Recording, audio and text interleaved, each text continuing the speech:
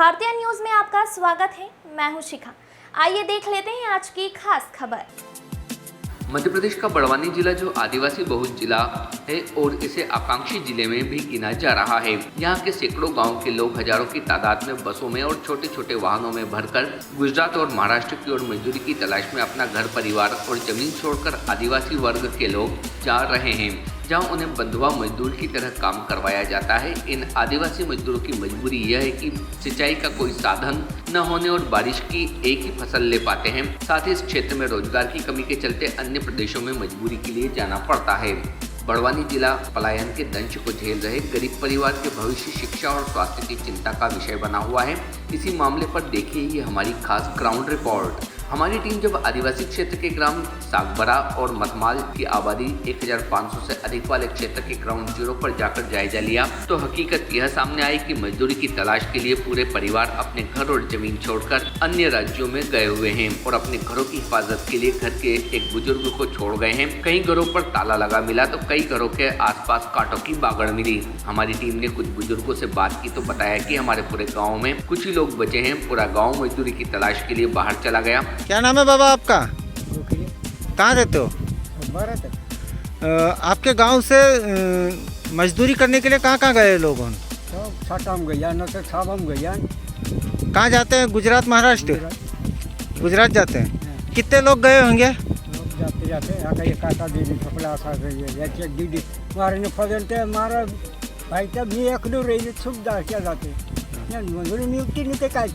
मजदूरी नहीं मिल रही है, इसी के लिए मजदूरी करने जाते हैं लोग। मजदूरी करने जाते हैं, बीज भात ले काय करना नहीं, छूट जाए उधारी कर जाइए दार के।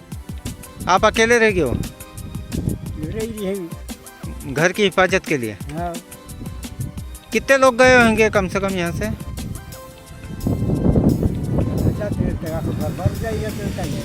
सरकार अगर हमें यहीं रोजगार मुहैया करवा दे तो हमें बाहर जाने की जरूरत नहीं है। हमारी मजबूरी है, इसलिए हम मजदूरी के लिए बाहर जाते हैं। हमारे साथ उन क्षेत्रों में अत्याचार होता है, महिलाओं के साथ अत्याचार होता है, लेकिन हमें किसी को बता भी नहीं सकते। साथ ही पलायन से सबसे बड़ा नुकसान बच्चों की शिक्षा और स्वास्थ्य पर असर पड़ रहा है, जहां कुपोषण से ग्रस्त नौनिहालों के साथ ही सिकल सेल एनीमिया जैसी गंभीर बीमारियों की चपेट में आने से काल के गाल तक समा चुके हैं।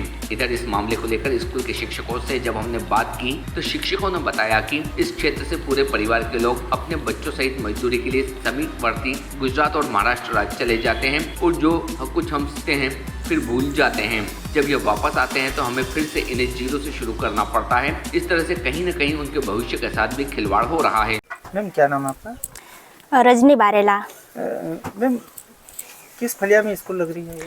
ये डुलारा फलिया लेखड़ा, ग्राम लेखड़ा है और उसका फलिया है डुलारा फलिया। कितने बच्चे पढ़ रहे हैं मैडम? यहाँ पे दर्ज है 48 बच्चे। पलायन एक सबसे बड़ा मुद्दा है मैम, उससे बच्चों की शिक्षा पे क्या असर आ रहा है? स्कूल आ रहे हैं बच्चे या चले गए?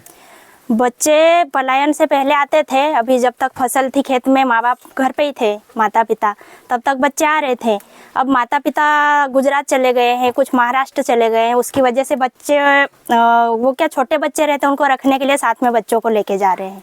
ये उनकी भी शिक्षा पे तो असर पड़ता है ना सर। अब जो हम पढ़ाते हैं 4-5 महीने जो अभी पढ़ाया हमने, वो वहाँ पर जाने के बाद सब भूल जाते हैं बच्चे, तो वापस से हमें जीरो से शुरू करना पड़ता है। जब बच्चे वापस आते हैं मार्च अप्रैल में तो हमें फिर से जीरो से ही शुरू करना पड़ता है बच्चों के साथ। सबसे ज्यादा पलायन होता है? हाँ, सबसे ज्यादा पलायन। यहाँ पे पानी की भी समस्या है, खेती बाड़ी भी कम है, तो अपना गुजारा करने के लिए जाना पड़ता है उनको भी। और यहाँ पे कोई रखने वाला है नहीं बच्चों को देखभाल करने के लिए, तो उनको अकेले भी किसके भरोसे छोड़ के जाए, तो साथ में ले जाते बच्चों को।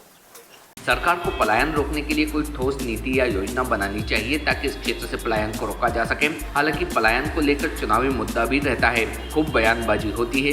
सभी दल चुनावी परिणाम को अपनी ओर करने के लिए पुरजोर कोशिश करते हैं। जैसे ही चुनाव खत्म होते हैं वैसे ही मुद्दा भी कहाँ गुम हो जाता है, ये भी बड़ा सवाल है। चुनाव के वक्त ही पलायन जैसा ज्वलंत तो मुद्दा क्यों याद आता है?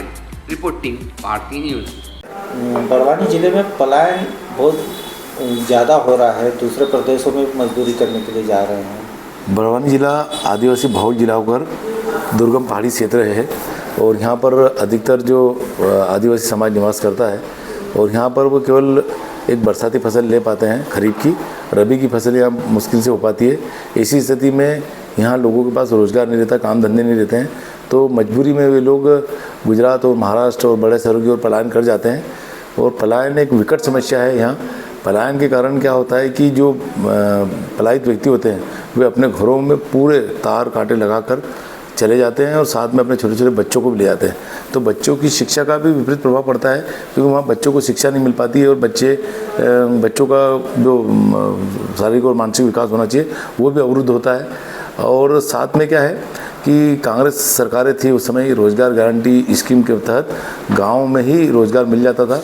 जब से भारतीय जनता पार्टी की सत्ता में आई है तो रोज़गार गारंटी का काम बिल्कुल ठप है, क्योंकि हमने देखा होगा आपने कि जब भी रोज़गार गारंटी में कानून बना हुआ है तो लोग यदि काम के बदले कानून के तहत वो काम कर लेते हैं और आवेदन करते हैं तो उनके मस्टर रोल तो भर ले लेते हैं, लेकिन महीनों के सालों तक उनकी मजदूरी का भुगतान नहीं होता है। ऐसी स्थिति में वहाँ के जो ग्राम पंचायत के सरपंच सचिव और जो पदाधिकारी है वे भी रोज़गार गारंटी के काम करने में हिचकिचाते हैं और काम करवाते नहीं हैं, और जिसके कारण रोज़गार का अभाव होता है।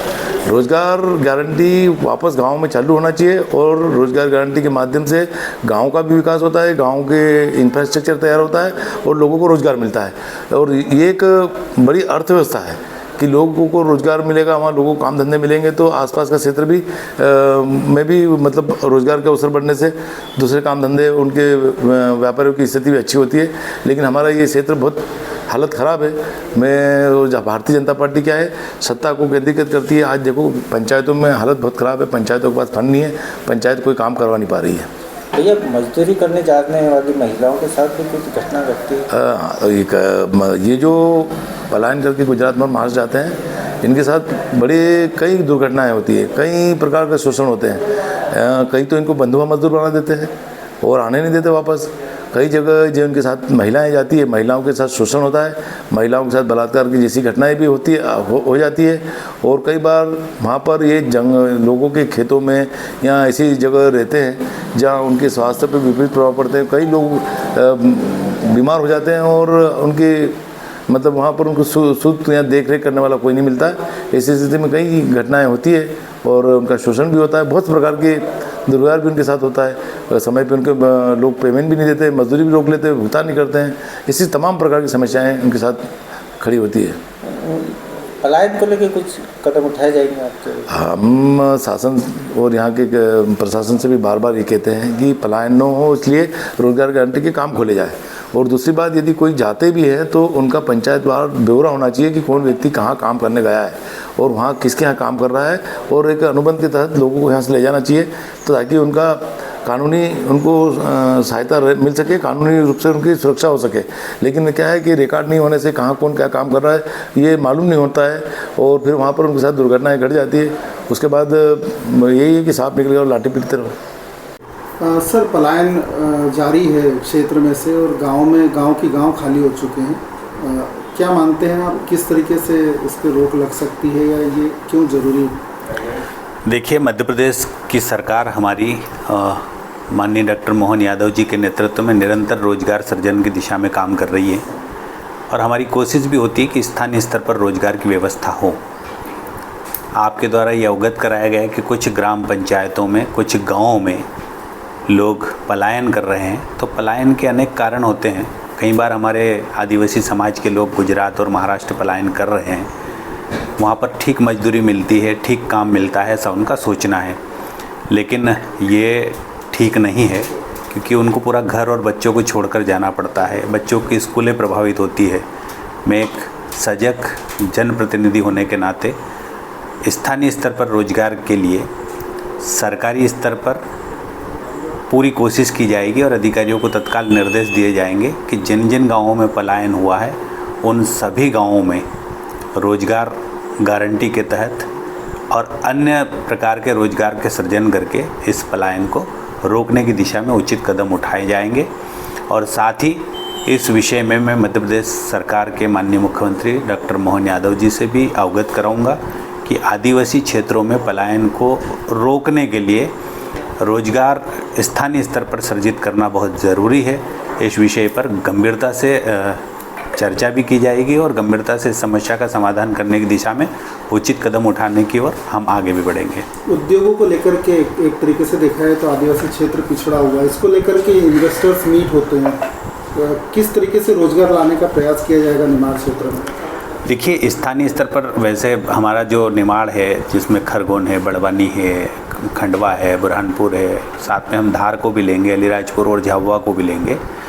तो स्थानीय स्तर पर उद्योग लगाने के लिए विशेषकर हमें बहुत सारे कच्चे सामग्री की आवश्यकता पड़ती है और ज़मीनों की ज़रूरत पड़ती है। उद्योग स्थापित करने के लिए एक क्लाइमेट सूटेबल होना चाहिए, वातावरण उसके अनुकूल होना चाहिए, आवागमन की सुविधा उसके अनुसार होना चाहिए।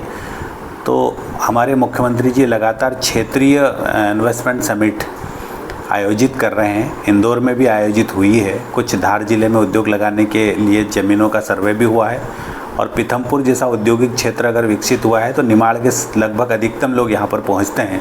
खरगोन ज़िले और बड़वानी ज़िले की बात करूँ या धार की बात करूँ तो ये कृषि प्रधान ज़िले हैं और यहाँ कृषि आधारित उद्योगों की स्थापना को लेकर हमारी सरकार निरंतर काम कर रही है।